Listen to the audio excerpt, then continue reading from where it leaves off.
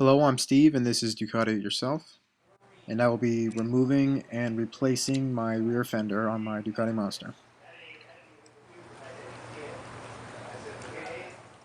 On the left is the old fender, and on the right is the new fender, and on the new fender it didn't come with the screw clips, so I had to switch them over from the old one.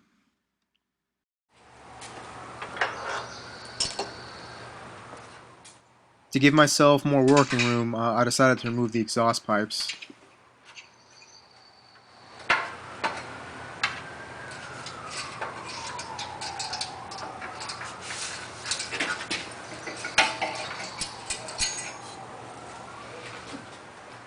There are 4 screws securing the fender.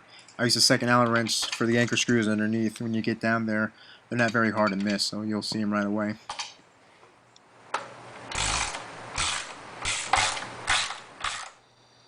This is the anchor screw that I had mentioned before.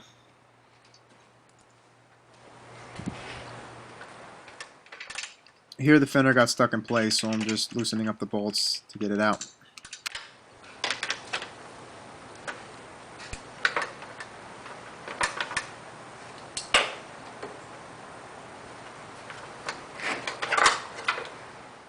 After removing these bolts, separate the two pieces slowly and make sure you keep a good eye on how all the electronics and the wires are looking on the inside. It'll make things easier when you put them together later. This is the brake light connection. There's a little nub underneath it, which I'll show you in a second how to take it out, but I decided to move this one first because it was easier to move everything else around.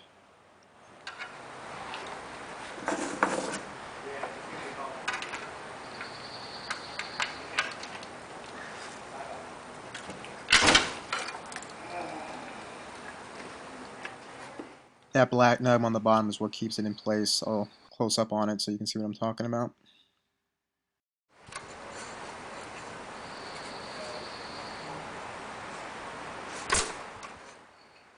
The left and right turn signal connections are easy enough to get out, and after I'm done making a mess, you can see for yourself.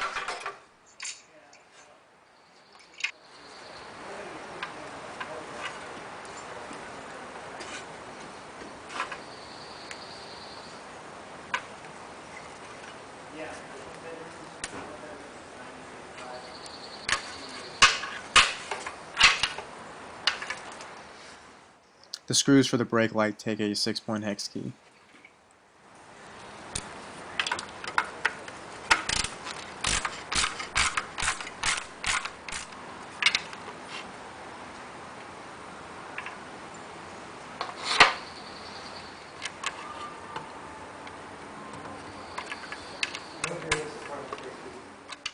When you get each piece unhooked, these are what the wires will look like afterwards. Just remember the right blinker is the shorter connection.